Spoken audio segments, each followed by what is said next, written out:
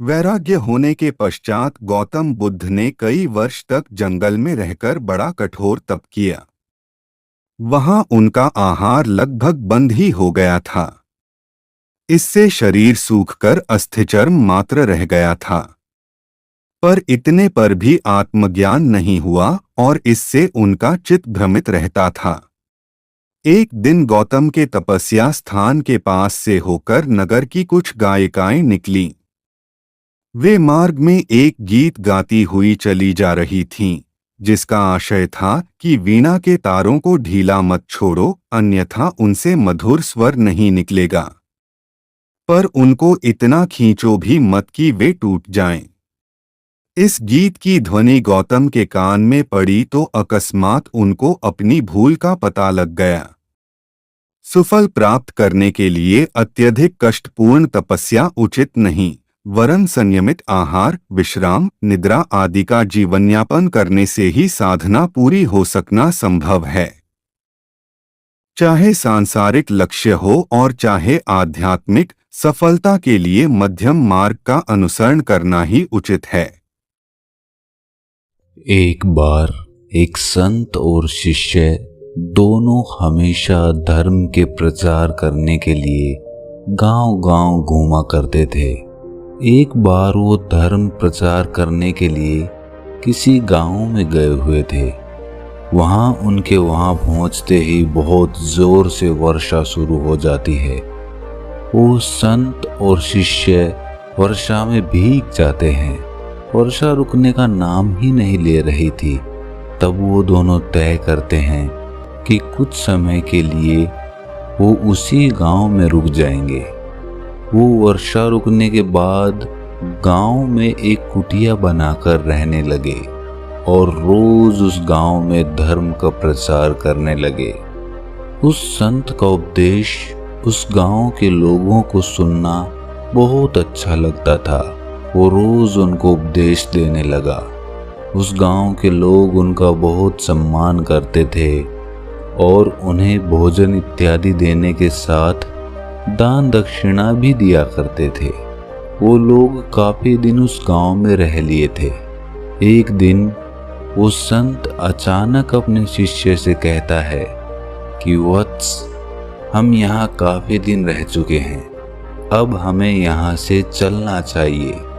ये सुनकर वो शिष्य कहता है कि परंतु गुरुदेव, यहाँ कितना अच्छा है, यहाँ के लोग हमें कितना मान सम्मान देते हैं और यहाँ तो बहुत चढ़ावा भी आता है। क्यों ना कुछ दिन और यहीं रहा जाए और बाद में चलें, तब तक थोड़ा और चढ़ावा इकट्ठा हो जाएगा। शिष्य की बात सुनकर वो संत उससे कहता है कि वत्स, हम पहले ही यहाँ बहुत रह चुके हैं, अब हमें यहाँ से चलना चाहिए और हमें धन और वस्तुओं के संग्रह से क्या लेना देना है।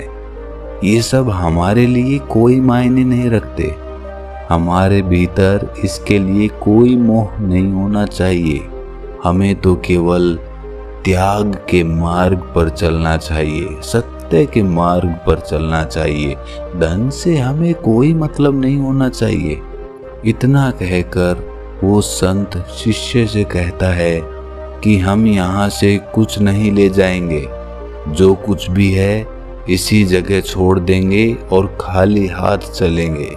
गुरुजी का आदेश सुनकर वो शिष्य जो कुछ भी उसके पास था वो सब कुछ उसी कुटिया में छोड़ दिया। उसका मन तो था कि वो सब ले जाए, लेकिन गुरु की आज्ञा का अनादर नहीं कर सकता था। परंतु फिर भी जाते जाते उसने गुरु से छुपाकर कुछ सिक्के अपनी झोली में रख लिए। आगे जाते ही उन्हें मार्ग में एक नदी मिलती है। दरअसल वो दोनों जिस गांव की ओर जाना चाहते थे उसे एक नदी पार करके जाना पड़ता था। जब वो नदी के तट पर पहुंचे तो वहां एक नाव वाला था। उस नाव वाले ने संत से कहा कि यदि आप इस नदी को पार करना चाहते हैं तो मैं करवा सकता हूँ, लेकिन मैं नदी पार करने के 2 रुपये लूँगा। आप लोग साधु महात्मा हैं, इसलिए आपसे 1-1 रुपया ले लूंगा और नदी पार करवा दूंगा।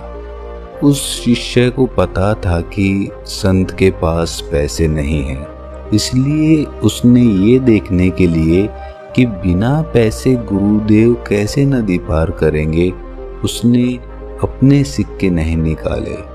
तभी वो संत ये सोचकर वहां पर आसन लगाकर बैठ गया कि या तो ये नाव वाला स्वयं ही उसे बिना पैसे के नदी पार करवा देगा या फिर कोई भक्त आकर उन्हें दान दक्षिणा दे देगा ताकि नाव लेकर वो उस पार जा सके।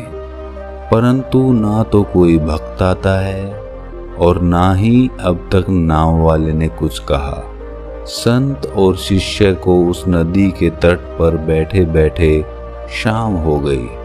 वो प्रतीक्षा कर रहे थे कि शायद कोई सहायता मिल जाए, लेकिन वहां कोई नहीं आया और नाव वाले ने भी बिना पैसे के नदी पार करवाने के लिए मना कर दिया।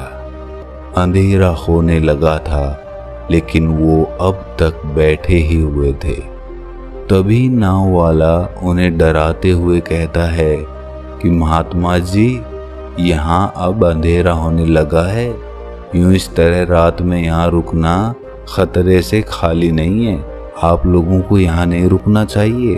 आप दोनों के लिए यही उचित होगा कि आप यहाँ से नदी पार करके अपने सही स्थान पर पहुँच जाएं, या फिर जहाँ से आए थे वापस वहीं चले जाएं, वरना कुछ भी हो सकता है। मैं भी रात में अपनी नाव लेके यहाँ से लौट जाऊंगा। आपके लिए बेहतर यही होगा कि आप चले जाएं। उस नाविक के मुंह से जैसे ही शिष्य खतरे का नाम सुनता है, वो डर जाता है और घबराकर तुरंत अपनी झोली से सिक्के निकालकर नाव वाले को दे देता है और कहता है कि आप जल्दी से हमें नदी पार करवा दीजिए। सिक्के लेकर वो उन्हें नाव में बैठाकर नदी पार करवा देता है। नदी पार करने के बाद संत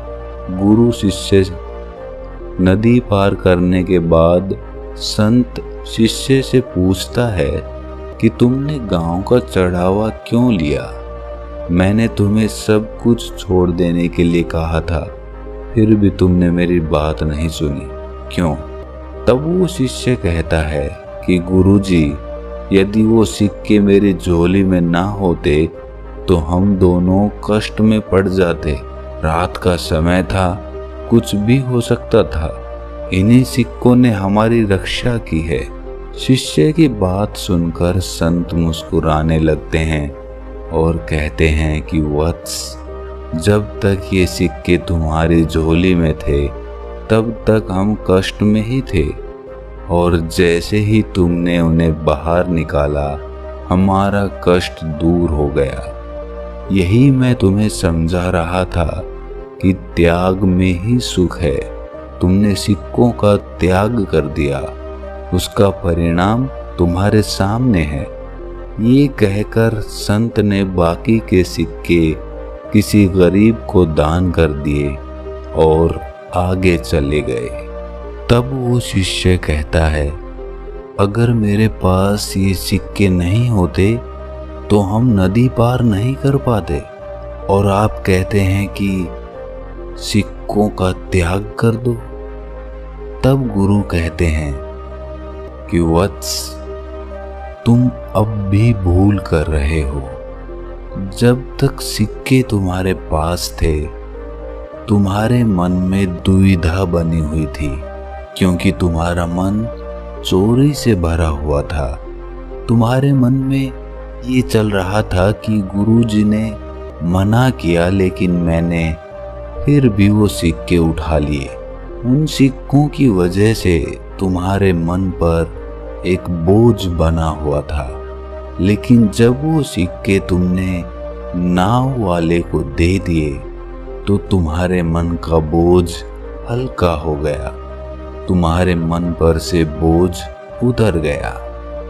याद रखो वत्स, कोई भी चीज जो तुम्हारे मन से चिपटी हुई है वो तुम्हारे मन पे एक बोझ बनी हुई है। यहाँ तक कि जो कपड़े तुमने पहन रखे हैं वो भी एक तरह का बोझ ही है। जब तुम ये अनुभव करोगे कि तुम बिल्कुल खाली हो, तुम खाली हाथ आए थे और खाली हाथ ही जाओगे, तब तुम्हारे मन में त्याग पैदा होगा और वो त्याग तुम्हारे मन के सभी बोझों को खत्म कर देगा और तुम्हारा मन एक दर्पण की तरह तुम्हारी आंखों में दिखने लग जाएगा। दोस्तों, हमने भी अपने जीवन में ये कई बार अनुभव किया होगा, जैसे कि जब हम घूमने जाते हैं और अपना कोई साधन साथ ले जाते हैं, जैसे कि बाइक या गाड़ी, तो हमारे अंदर घूमते वक्त ये चिंता लगी रहती है कि मेरी बाइक मैं कहाँ खड़ी करूं, या फिर जहाँ पे मैंने अपनी बाइक खड़ी की है वो सुरक्षित होगी या नहीं होगी, कहीं उसकी चोरी तो नहीं हो गई होगी। उसकी वजह से हम घूमने का पूरा आनंद ही नहीं ले पाते हैं। लेकिन जब हम बिना किसी साधन के घूमने जाते हैं तो हमारे मन पर कोई बोझ नहीं होता, ना ही हमें कहीं पहुंचने की जल्दी होती और ना ही कहीं देरी होने का डर होता है। इसीलिए अगर अपने मन का बोझ कम करना है तो कम से कम वस्तुएं अपने साथ सफर पर ले जाओ और अपने मन से तो कोई भी चीज मत बांधो, चाहे कोई चीज कितनी ही प्यारी क्यों ना हो, लेकिन तुम्हारा मन उससे बंधा हुआ नहीं होना चाहिए, तभी तुम्हारा मन आजाद रह सकता है। तो दोस्तों, अगर ये कहानी आपको थोड़ी सी भी ज्ञानवर्धक लगी तो इसे अपने सगे संबंधियों, अपने दोस्तों और अपने मित्रों के साथ शेयर ज़रूर करना। और हाँ, ऐसी ही कहानियाँ सुनते रहने के लिए हमारे चैनल को सब्सक्राइब करना ना भूलें।